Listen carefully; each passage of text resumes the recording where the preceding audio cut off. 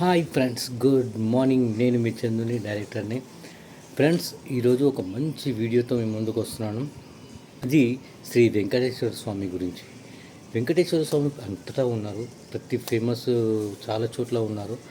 చాలా చాలా ఫేమస్ గుళ్ళు ఉన్నాయి మన హైదరాబాద్లో కానీ టోటల్ తెలుగు రాష్ట్రాల్లో. తెలుగు రాష్ట్రాలు కాదు, ప్రపంచం అంతటా ఉన్నాయి. అందులో ఫేమస్ తిరుపతి అయినా మన హైదరాబాద్కి సంబంధించి చూస్తే చిలుకూరి బాలాజీ గురించి తెలియని వారు ఎవ్వరు ఉండరు. సో ఆ బాలాజీ గురించి, ఆయన దగ్గర ఏ కోరిక కోరుకున్నా కానీ తీరుతాయన్న నమ్మకం గురించి, అలాగే తనని వీసా బాలాజీ అని ఎందుకంటారు, ఆయన చరిత్ర ఏంటి, ఈ వీడియోలో అన్ని వివరంగా తెలుసుకుందాం. ఓకే, సో మీరు సబ్స్క్రైబ్ చేయండి. ఈ వీడియో మీకు నచ్చితే అందరికీ షేర్ చేయండి. ఓకే, సో మనం ఇది వీడియోలోకి వెళ్దామా, పదండి.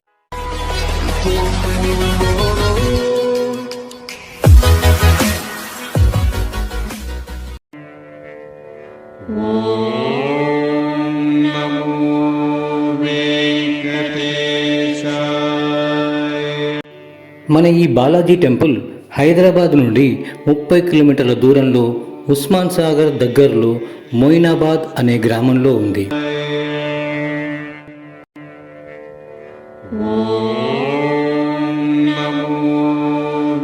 ఈ ఆలయం యొక్క ప్రాముఖ్యం ఏంటి అంటే, తిరుపతి తర్వాత అంత ప్రాముఖ్య చరిత్ర ఉంది ఈ గుడికి అని అంటారు.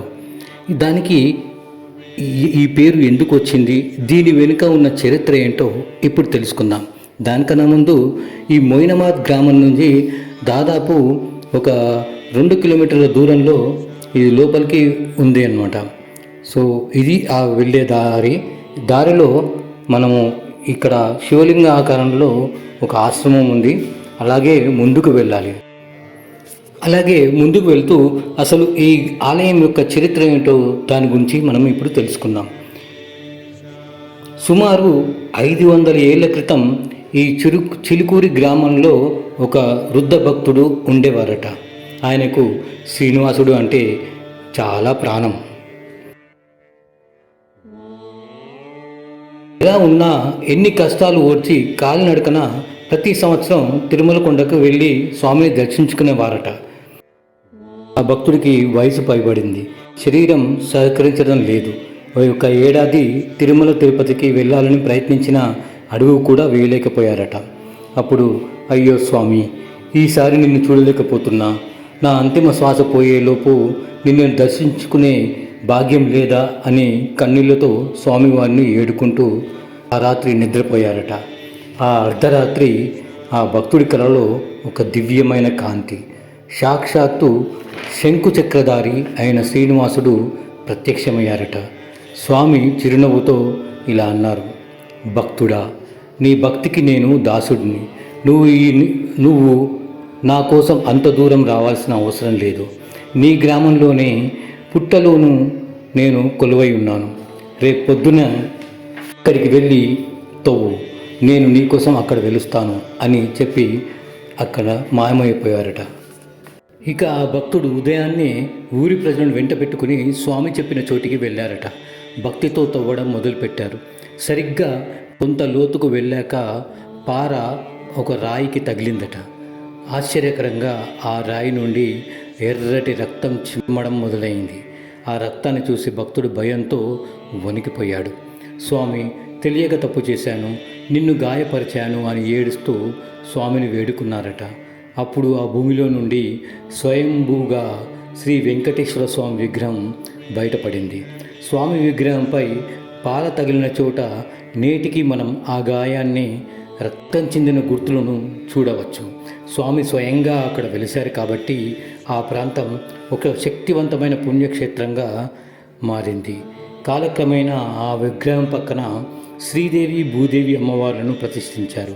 అందుకే ఇక్కడ స్వామిని చిలుకూరు బాలాజీ అనే భక్తుల కోరికలు తీర్చే వీసా బాలాజీ అని కూడా పిలుస్తూ ఉంటారు.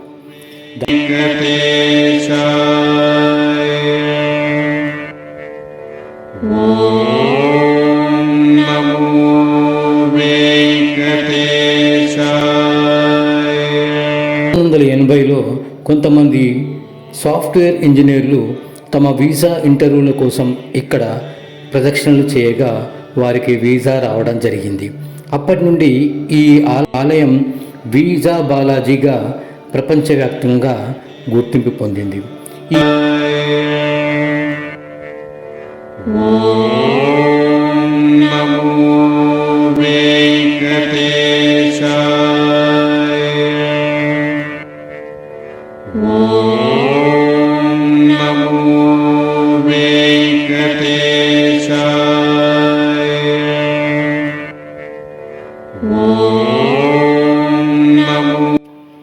ఈ ఆలయానికి ఇంకో ప్రత్యేకత కూడా ఉంది.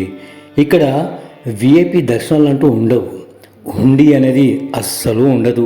కేవలం భక్తిగా 11 ప్రదక్షిణలు చేసి మొక్కుకుంటే అది తీరిన తర్వాత 108 అంటే 108 ప్రదక్షిణలు చేయడం ఇక్కడ ఆనవాయితీగా ఉంది.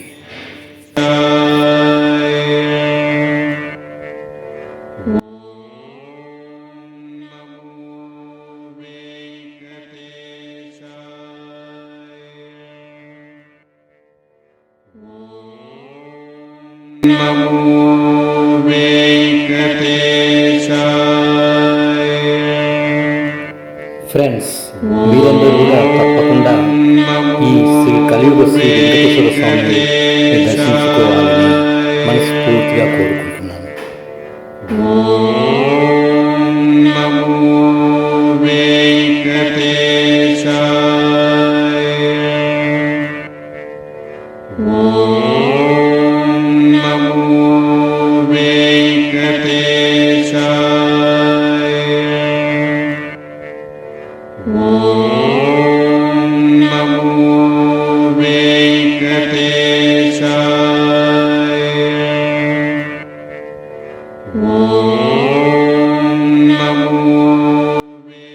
శ్రీనివాసుని దర్శించుకున్న తర్వాత అలా లోపలికి వెళ్తే మనకు స్వయంభూ లింగేశ్వర స్వామి శివుని లింగంతో ఒక గుడి ఉంది.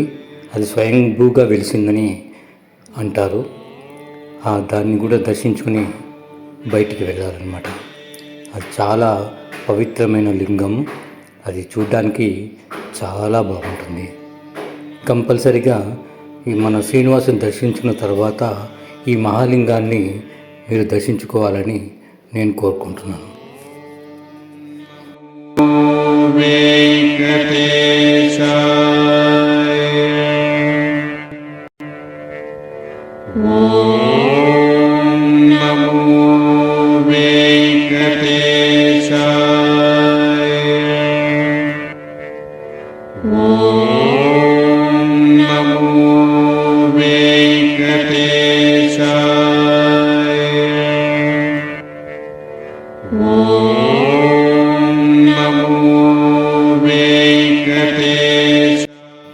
ఇక శ్రీనివాసుని శివుని దర్శించుకున్న తర్వాత అలా గుడి నుంచి బయటికి రాగానే మనకు కావలసిన ఆభరణాలు, ఉంగరాలు, కడాలు, భక్తులకు కావాల్సిన అన్ని సరంజామా అక్కడ బయట మార్కెట్లో ఉంటాయి.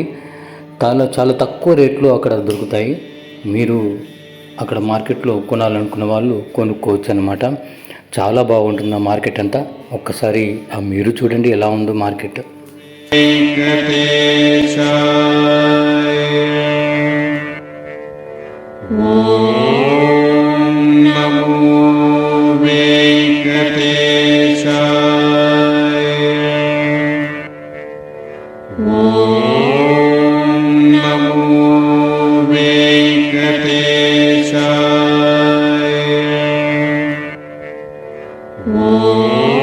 ఫ్రెండ్స్, చూసారుగా శ్రీ చిలుకూరి బాలాజీ టెంపుల్ ఒక విశిష్టత, దాని చుట్టుపక్కల ఉన్నది ఏంటి, అక్కడ ఎలా వెళ్ళాలి అంత క్లియర్గా మీకు ఎక్స్ప్లెయిన్ చేశానని అనుకుంటున్నాను.